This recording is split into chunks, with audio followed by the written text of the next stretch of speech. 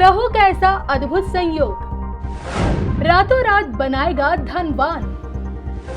Share बाजार में लाभ और हानि के योग। शेयर मार्केट से ज्योतिष से क्या है कनेक्शन? पैसों को कैसे करे डबल? देखिए सिर्फ धर्म ज्ञान पर। नमस्कार, धर्म ज्ञान के दर्शकों का स्वागत है। हमेशा की तरह मैं आपके साथ कविता राणा, मेरे साथ आचार्य मेघ शर्मा। धन्यवाद कविता जी। धर्म ज्ञान के सभी दर्शकों को नमस्कार। आज हम आप लोगों के लिए एक ऐसा सब्जेक्ट लेकर आए हैं जिसको लेकर लोगों में क्यूरियोसिटी सबसे ज्यादा होती है, क्योंकि वो आपके आर्थिक पक्ष से जुड़ा होता है। हम बात कर रहे हैं आपका स्टॉक मार्केट के बारे में, जहाँ पे आप पैसे भी लगाते हैं और वहाँ से आप कमाते भी हैं। और ऐसे में स्टॉक मार्केट का ज्योतिष से क्या कनेक्शन होता है? किन ग्रहों के चलते स्टॉक मार्केट अप डाउन रहती है? किन ग्रहों के चलते आप ये जान सकते हैं अपनी कुंडली से कि आपको कहाँ पैसा लगाना चाहिए जहाँ से आपको 2 गुना लाभ हो सके? जी हाँ, आपको शेयर्स खरीदने चाहिए या गोल्ड में इन्वेस्ट करना चाहिए, सिल्वर में इन्वेस्ट करना चाहिए, किस एरिया में आपको इन्वेस्ट करना चाहिए ताकि इन्वेस्टमेंट के साथ साथ आपकी सेविंग्स और बढ़े। और इसी को लेकर आज हम बात करेंगे मयंक जी से। मयंक जी, देखिए सबसे पहले, क्योंकि मेरे लिए भी ये सब्जेक्ट बड़ा नया है, स्टॉक मार्केट मुझे भी समझ नहीं आती है, मैं आपसे जानना चाहूँगी कि स्टॉक मार्केट को हम ज्योतिष से क्यों रिलेट करते हैं? इसका इससे क्या कनेक्शन होता है दोनों के बीच का? देखिए, स्टॉक मार्केट में, शेयर मार्केट में म्यूचुअल फंड या जो लोग कहीं भी निवेश करते हैं, सोना चांदी खरीदते हैं, तांबा खरीदते हैं या कोई धातु में पैसा लगाते हैं या किसी भी तरह के शेयर लेते हैं, वो हर किसी को हर कोई चीज सूट नहीं करती है। अब ज्योतिष में कहा गया है कि जैसे चंद्रमा, केतु, राहु, शनि, ये ऐसे ग्रह हैं कि जो शेयर मार्केट में अचानक से धन लाभ दे देते हैं। अगर कुंडली में गोचर में शुभ स्थिति में आ जाएं या आपकी जन्म पत्रिका में शुभ स्थान में बैठे हो तो अचानक से धन लाभ हुआ।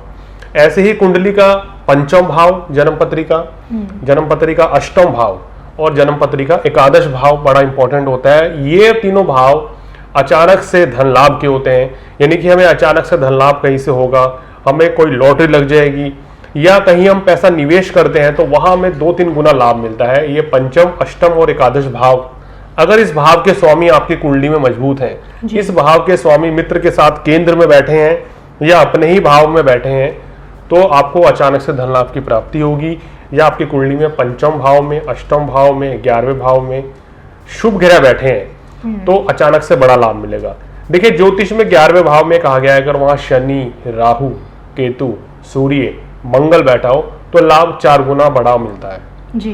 तो जितना क्रूर ग्रह 11वें भाव में बैठेगा उतना ही बड़ा लाभ वहां देते हैं।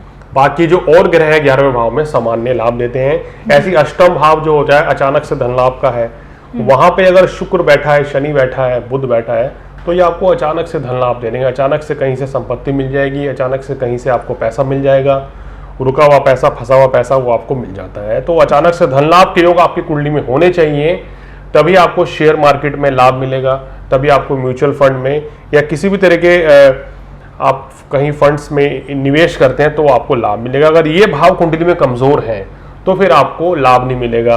कुंडली में पंचम भाव का स्वामी 12वें भाव, 6ठे भाव या अष्टम भाव में चला जाए तो कभी भी भूल के भी इन फील्ड में पैसा न लगाएं।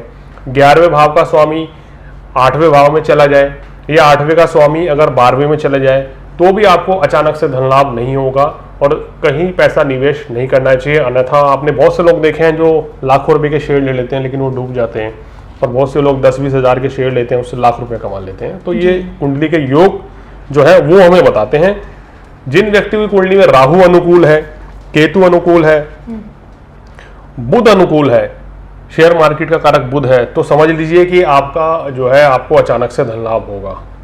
मयंक जी, अब मैं आपसे ये जानना चाहती हूँ, क्योंकि मुझे भी ये जानना है आपसे कि कैसे आप ये बताएं हमारे दर्शकों को कि ग्रह नक्षत्रों के आधार पर व्यक्ति को किस क्षेत्र में इन्वेस्ट करना चाहिए जहाँ उसे लाभ हो। क्योंकि जैसे कोई इंसान गोल्ड में इन्वेस्ट कर रहा है उसमें बार, लेकिन वहाँ उसको उतना लाभ नहीं हो रहा है। कई बार हम लोग बहुत पैसा पूरा शेयर्स खरीद लेते हैं या शेयर में लगा देते हैं, लेकिन वहाँ हमें अचानक से नुकसान होने लगता है। तो क्या ग्रह नक्षत्र के आधार पर ये जाना जा सकता है? देखिए, अगर आपका सूर्य मजबूत है, कुंडली में सूर्य उच्च का है या व्यक्तिगत कुंडली के हिसाब से बता रहे हैं, और सूर्य लाभ स्थान में बैठा है जी, या सूर्य अष्टम भाव में बैठा है तो आपको म्यूचुअल फंड में पैसा लगाना चाहिए, औषधि में पैसा लगाना चाहिए, शेयर ले लीजिए किसी मेडिसिन कंपनी के, या ये जो आपका वुड कार्विंग जो होती है, यानी कि लकड़ी से संबंधित आप किसी कंपनी के शेयर ले सकते हैं या वहाँ पैसा लगा सकते हैं, तो आपको बड़ा लाभ मिलता है और आपको अच्छा मुनाफा कमाने का मौका मिलेगा। अगर आपके कुंडली में चंद्रमा बहुत बलवान है, चंद्रमा 11वें स्थान में बैठा है, चंद्रमा उच्च का है, तो आपको जलीय वस्तु में निवेश करना चाहिए या जलीय वस्तु के शेयर लेने चाहिए। जैसे बहुत से लोग कोल्ड ड्रिंक्स कंपनी के शेयर लेते हैं या किसी केमिकल जो प्रोडक्ट है उसके शेयर ले लेते हैं, या कपास इत्यादि या शीशे वगैरह में इस जगह निवेश करके वो लोग ज़्यादा लाभ कमा सकते हैं। जिनका मंगल मजबूत है तो उनको खनिज पदार्थ में पैसा लगा के वो बहुत पैसा कमा सकते हैं। भूमि में प्रॉपर्टी ले सकते हैं, चाय इत्यादि में या कॉफी इत्यादि के जो बागान है उसमें निवेश करके अच्छा मोटा पैसा कमा सकते हैं। ऐसे अगर बुध आपका मजबूत है तो आप शिक्षण संस्थाओं के जरिए से बहुत अच्छा आप अपनी कुंडली में पैसा कमा सकते हैं, और साथ ही साथ बैंकिंग के सेक्टर में अगर आप जाएंगे तो आपको विशेष लाभ मिलेगा। अब देखिए, सबसे इंपॉर्टेंट है कि जहां लोग ज़्यादा पैसा लगाने की सोचते हैं और वहां मोटा कमाते भी हैं या डुबो भी देते हैं, अगर आपका गुरु मजबूत है कुंडली में तो आप सोने, पीतल में या पीले रंग के अनाज में, गेहूं में इस जगह निवेश करेंगे या इस जगह पैसा लगाएंगे तो अच्छा पैसा कमा लेंगे। लेकिन अगर गुरु नीच का है तो कभी भी सोने में या पीतल में पैसा निवेश या तांबे में ना करें, अन्यथा हानि ही हानि होगी। शुक्र ग्रह अगर आपका बलवान है तो चीनी में, चावल में, किसी केमिकल में, इन कंपनियों में पैसा लगाइए, वहां आपको जबरदस्त लाभ मिलेगा।